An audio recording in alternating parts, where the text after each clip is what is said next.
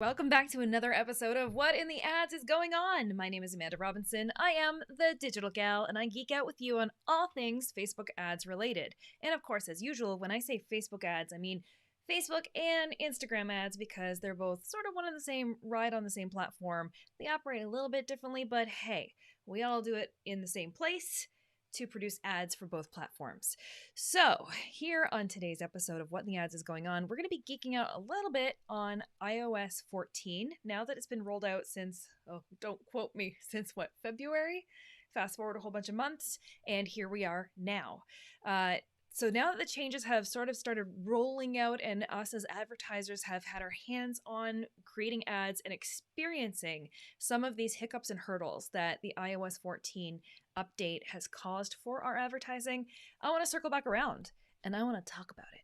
So first up, you guys know the drill. If you're here watching this live or on the replay, drop in a comment. Let me know you are here. Let me know where you're tuning in from. I have been gallivanting around Canada, and I'm finally back home in beautiful Victoria, British Columbia. I spent a little bit of time out in Ontario to see my mom, see family, and see some of the people that I really do miss spending time with. So that was really good.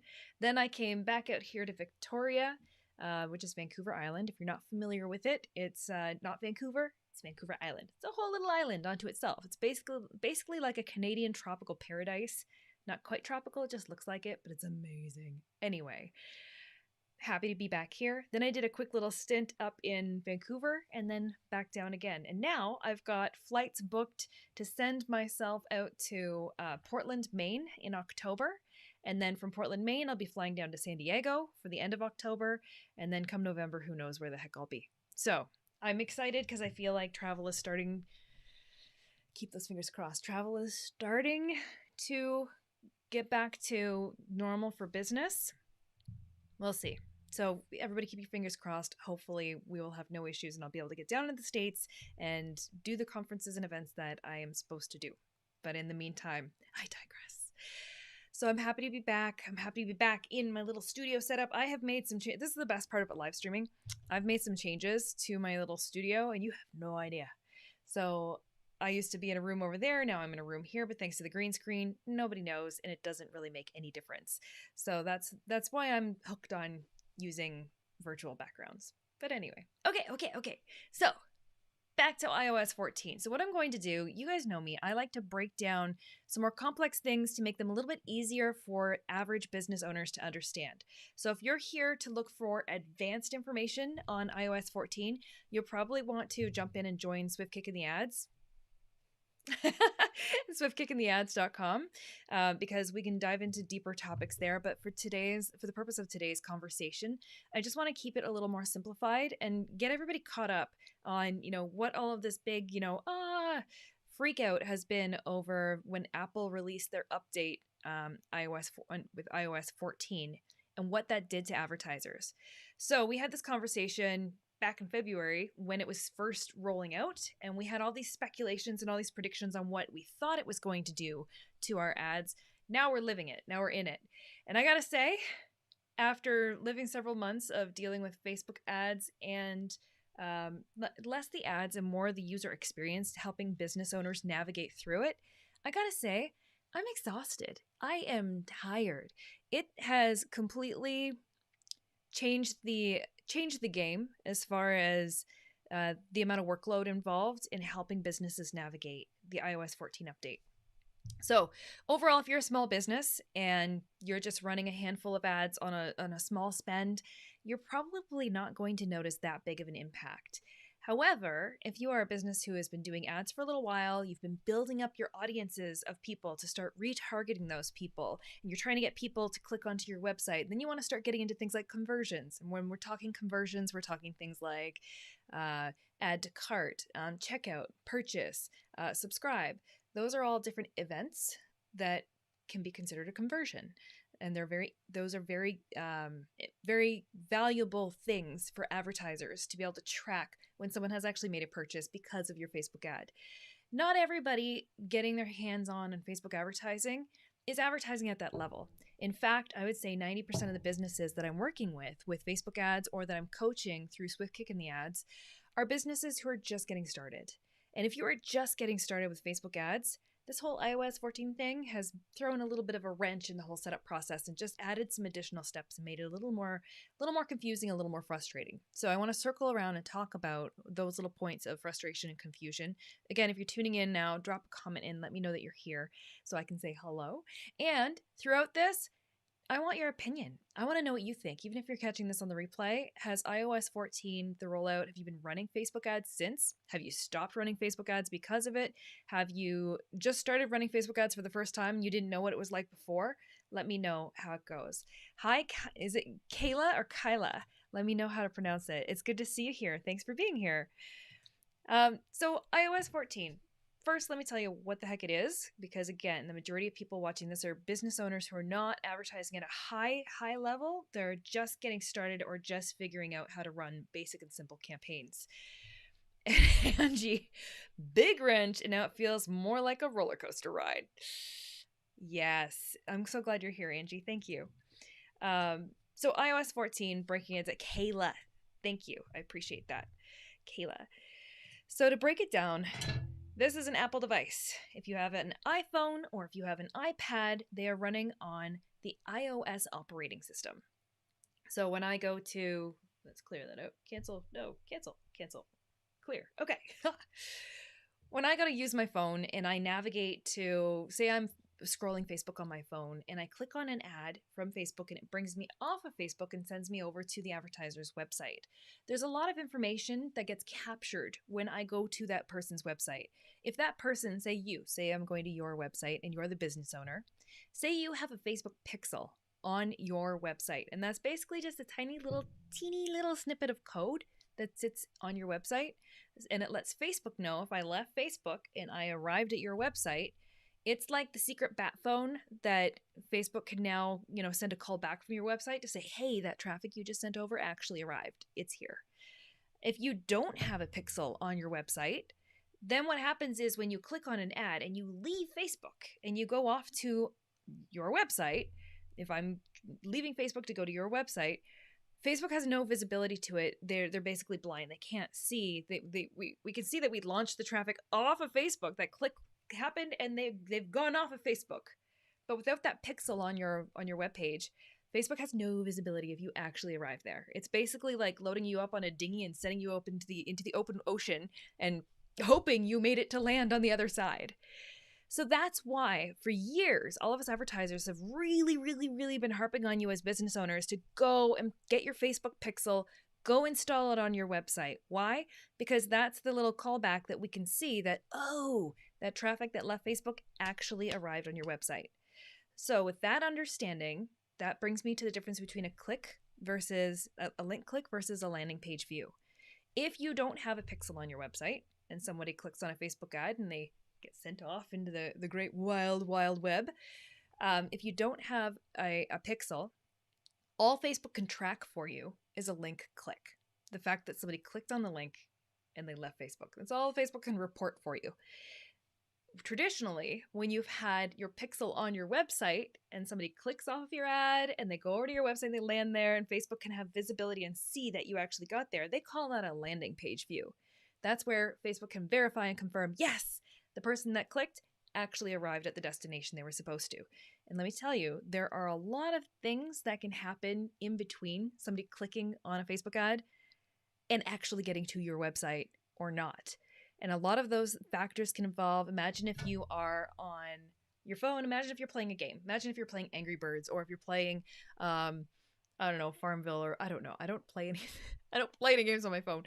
But imagine if you're playing a game and to get to the next level, you get served an ad. Maybe it's a video ad and you're trying to click the X button to close it, but you accidentally click and it launches you off of your game and sends you off to the advertiser's website. And you're like, no, I didn't want that. And you X out. That's what I would call an abandoned click. So that's where a click happened and a click was recorded, but that traffic might not actually make it to your website for your website to load, for the Facebook pixel to fire, for Facebook to say, hey, we confirm we had a landing page view. Okay, so the reason that I am breaking all this down for you and explaining a link click versus a landing page view, what the pixel actually does and why you need to have it on your website, because before, Apple made some changes to the privacy of how it handles and passes your data back and forth to advertisers. Before that change happened, we could really work our Facebook ads around tracking landing page views and optimizing it for landing page views, optimizing it for different events that happen on your website, and really leveraging the full power of Facebook ads. Since iOS 14 has rolled out and the privacy game has changed a little bit, some of us advertisers are running a bit blind. So let me park that for a second. And Angie is chiming in here. The biggest challenge has been to try to explain this to the businesses I work with. I often get the deer in headlights look or silence on the other end of the phone when they're like, what? Yes, I feel you on all of this. And she's saying the challenge has been trying to explain cohesively and concisely to the businesses I work with. I often get, yeah, that's same comment. So this has been, that is everybody's challenge, let me tell you. So let me try and break this down in a way. All right, let me try and explain this in a way so that you can take this, we can snip this little piece of this video out when I'm done, and I can just drop it in as a separate, like, here you go, send that to your client. All right, Apple changed the rules. Here we go. So if we're getting ready for this, like, okay, here's how I'm trying to repurpose content, use the live stream, say this succinctly, and then clip this and use it. Okay. Apple iOS devices had a change this past year where when you go to use an app where the advertiser is tracking data and information about you, Apple has now put a pop-up on the screen, boop, bloop, that essentially says, hey, do you want to allow this app to track you?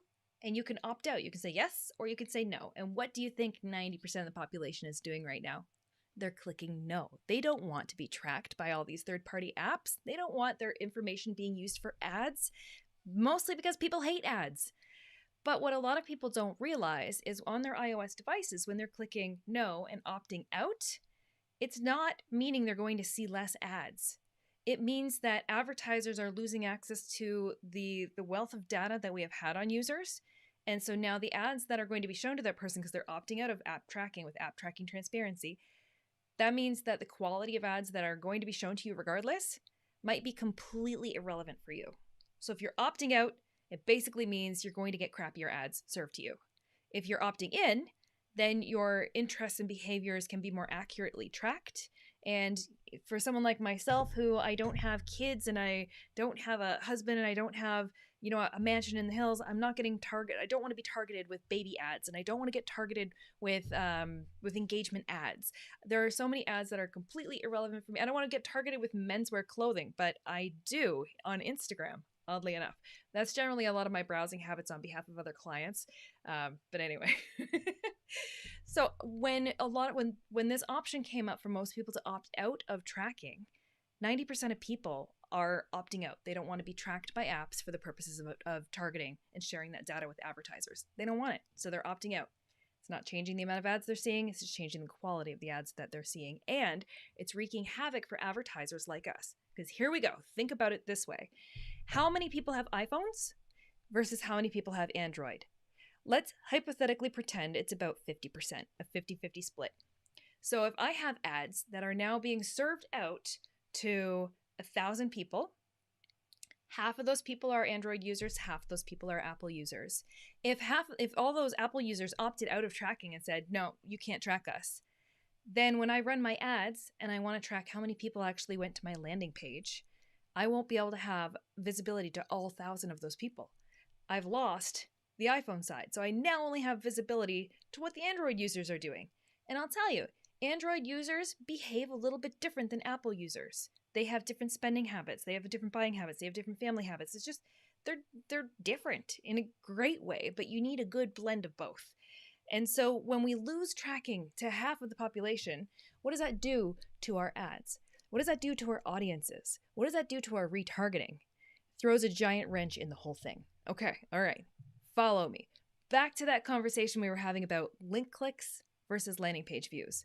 If we got that tiny little snippet of code, your little Facebook pixel living on your website, we can typically see if a landing page view has happened. Well, now I can only see landing page views for about half of your audience. And because I can only see about half your audience actually landing on your website, only about half of your audience can now get added to your website visitors audience that we can retarget. That means that all of the success that we've had with retargeting your website visitors, let's just cut it in half. And then out of that, even additional activity that people are taking, additional actions, let's cut all that in half too. So now we're losing half the visibility that we used to have in the past. And now Facebook, in order to make up for it, are doing things like making up, well, I shouldn't say making up numbers. They are giving some estimated numbers of results using statistical modeling. So they're making some assumptions. So we have now, when we look at our ads results, we have like a little asterisk beside or a little number that basically explains, hey, the results that we're saying that your ads are getting you and you're reporting, there's like a little margin for error here. We don't know. We're just kind of making some assumptions based on some statistical modeling that we put together to assume this is how many clicks you're getting. So for us as advertisers, we've seen our clicks go down. We've seen our ad costs go up. But is that actually what's happening? Are our ads costing us more? Not necessarily. We're just losing visibility to some of those clicks that are happening. So therefore, if we can only calculate the number of clicks to the number of results to the number of people reached, then it's going to be less clicks, but we're still reaching the same amount of people. So therefore, it looks like our cost per click, or it looks like our cost per result is increasing. But realistically, there are still activities and actions happening behind the scenes. People are still clicking on your ads from an Apple device, and they're still going to your website. We just don't have full visibility of all of it. So it really is wreaking havoc. Kayla is asking, is that something people can opt back into? I do believe so. Apple just makes the prompt prominent. They pop it right up in your screen, and then you have to choose yes or no. But if you want to go digging through your settings, I'm pretty sure you can dig in and choose otherwise, allow different apps to track you. So from that explanation, you can kind of start to paint the picture that us as advertisers on Facebook, especially small businesses who have smaller amounts of people going to our websites that we want to retarget, if we're losing visibility to what's happening, we're trying to make decisions. We're trying to make strategic decisions on how to carry forward with our advertising with only half of a map. With only half of a map and smaller audience sizes. Now think about this. When you go to retarget audiences, we really don't have much visibility if your audience sizes are under 1,000 in size. So if I have less than 1,000 website visitors hitting my webpage, then trying to retarget them, I can. It's just going to be a little more difficult. So if I'm only working in those small sizes, then trying to leverage that for retargeting is going to be impacted with this. It's going to cost me a little bit more, and it's going to take a lot more data to build up the audience sizes you need to retarget appropriately, and for Facebook to have enough data to go off of to help you optimize those ads. Now, when I say optimize, let's think about it this way. If I have an audience of, say I have an audience of 1 million people, which is pretty typical. That's an average audience size. So if I have an audience of 1,000 people, or sorry, 1 million people, and of that 1 million people, I'm trying to find the best grouping of that million who are most likely to click onto my website. So Facebook isn't going to take your entire audience of 1 million people and show your ad to all 1 million. We don't have enough budget for that. So Facebook has to take whatever budget we have and look at the people in that audience and go, all right, who in this group of people are the most likely to go to your website? And Facebook is going to, work their magic and use their analytics and their algorithm in behind the scenes to go, this group of maybe about 500,000, that's who we're going to serve this ad to. So Facebook optimizes your ad to show it to the right segment of people within the chosen audience that you've selected. It's not going to reach everybody. And of the 500,000 people that Facebook has said, yes, those people are most likely to interact with this ad, we're going to show it to them. Not all 500,000 are active on Facebook this week while you're running your ad. And of the people who are eligible to be shown your ad, there might be other advertisers who also switched on ads at the same time who have better ad quality scores, better ad relevance scores than you. Might be they might get more engagement than you on their content. So therefore, Facebook, when they have to weigh out, okay, we have this user we're going to show an ad to, are we going to show it from this advertiser or this advertiser? And Facebook is always going to pick the one that is most primed to get more engagement and more results. So your ad might lose out in the auction. and the other advertiser might win. So of that million people, we've shaved it down to maybe 500,000 that might be eligible. Not all of those people are online in the given point in time. Maybe 25,000 of them are actually online and eligible to see your ad. And then of that, other advertisers are winning out. So Facebook's continually optimizing in the background who we're going to serve those ads to. So that's already happening. It is the way. And then we take iOS 14, chucks a whole wrench in this whole thing where we're already, for small businesses and smaller advertisers, we're working with smaller audience sizes, and it takes a little bit more effort for us to spend enough money to build up high quality audiences over time. Well, now imagine spending all this money building up all these high quality audiences so that we can get some more predictable results with our advertising. And then Facebook just like rips half of our map away and goes, okay, now do it blind. Go ahead. Run your ads, make assumptions, make decisions. In some cases, we won't be able to tell you the age, the gender, the region, the location of any of the results that we're giving you. In some cases, so just makes it a little more difficult. So when we're trying to make decisions on how do we improve our ads going forward, where do we have more opportunity, we're kind of doing it without a roadmap, and we're kind of doing it in a little more of a difficult ball game. Okay, so that's kind of the nuts and bolts of what's going on. Now let's talk about the reality for new advertisers. So if you're just getting started with Facebook ads and you're now emerging into this brand new iOS 14 world of Facebook advertising, there are some extra steps that have been thrown in your way that now need to be taken care of. And those extra steps include things such as making sure you are using Business Manager or Business Manager via Business Suite. So Business Manager and Business Suite, that's a whole other beast. I've got an entire training on that inside Swift Kick in the Ads if you need access to that. So you need to make sure that your ad accounts are set up properly using Business Manager or Business Suite. You need to then make sure you've got your domain verified with Facebook.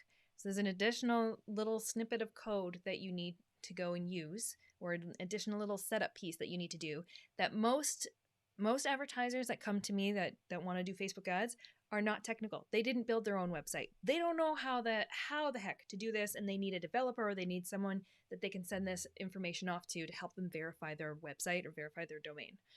So that's an important step. Then we have to now go to Facebook and say, okay, if we're going to optimize for any of these events that we want to track on my website, I have to pick 8 of them. And I have to tell you, Facebook, which 8 I want to track, and I have to rank them in order. Sounds simple enough, right?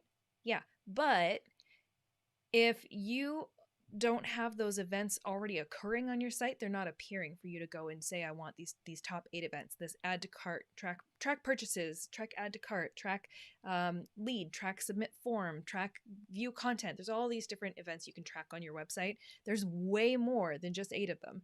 There are tons of them that you could be tracking. And Facebook is making us choose the top 8.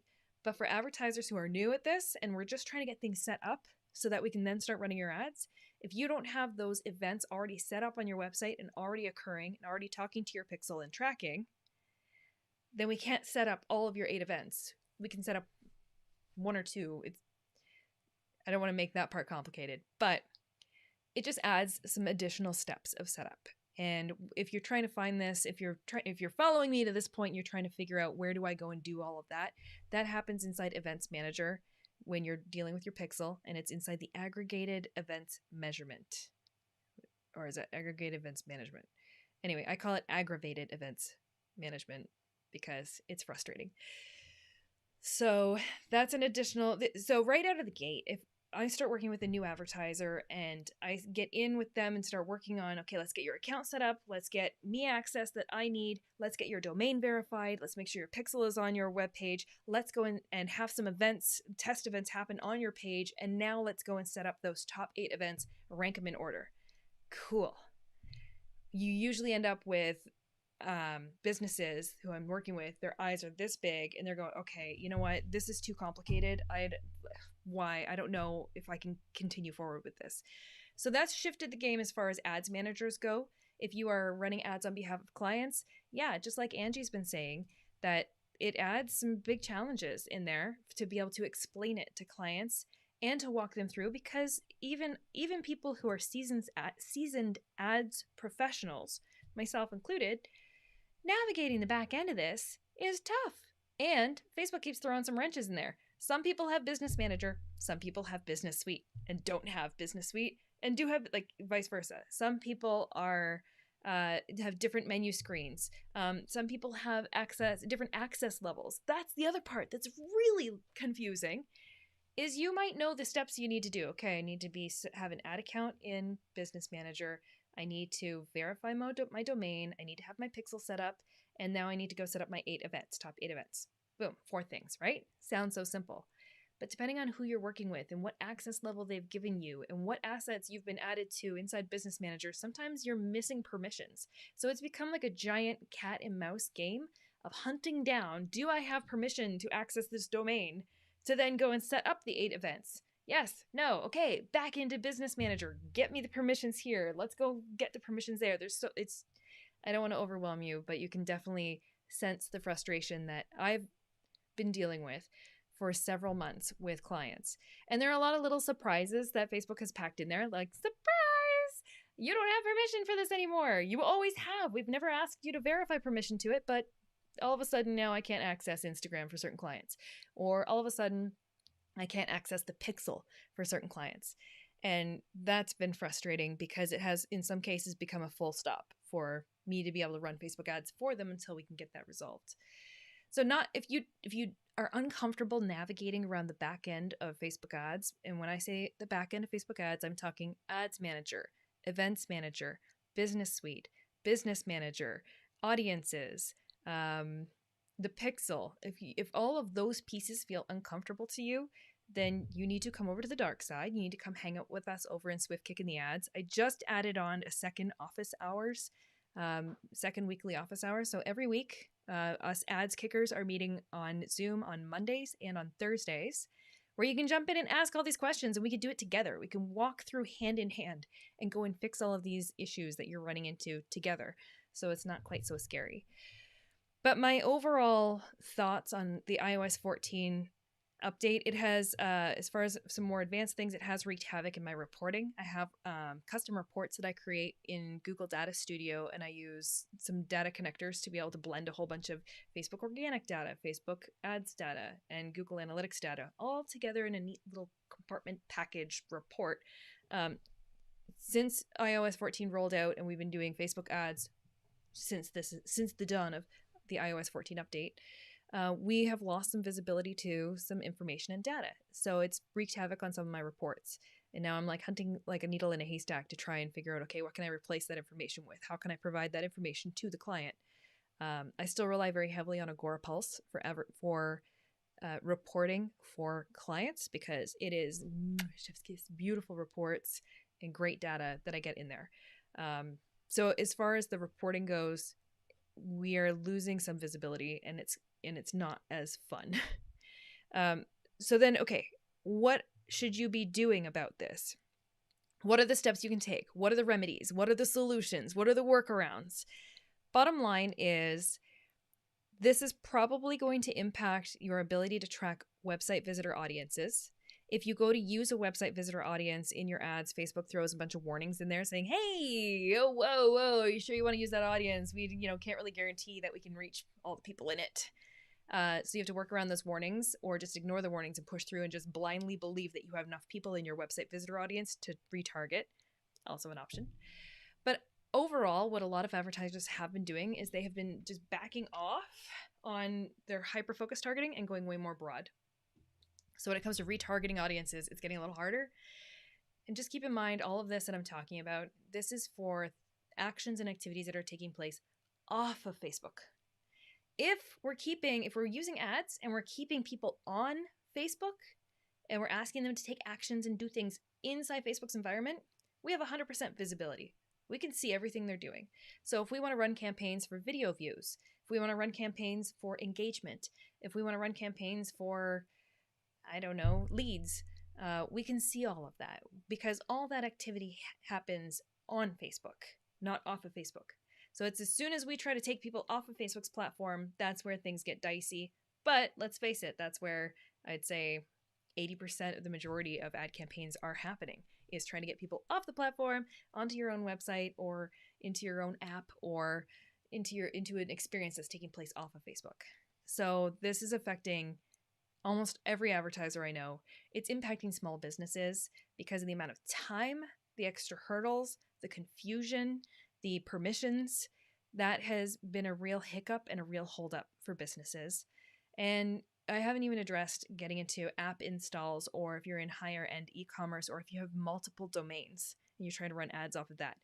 That's a whole other rat's nest. That's a big, I don't even want to touch it, but it's there. So if you need help navigating anything with your Facebook ads related to iOS 14, come join us in Swift Kick in the Ads. Come join us on office hours and ask questions. Ask me any question. I am here to help troubleshoot any issues or any hurdles you might run up against. Chances are good I've run into the exact same hurdle either for myself or with clients I'm working with. And I don't want to say I've seen it all, but I've seen a large majority of the challenges. So I definitely recommend if you're running into problems and you just need a safe, loving, helping hand to help guide you through, send me a message and I will help you navigate as best we can. But yes, you're not alone. iOS 14 has really, and I'm going to pull Angie's comment back up. One big wrench now feels like more of a roller coaster ride. So you're not alone. We all kind of feel that way.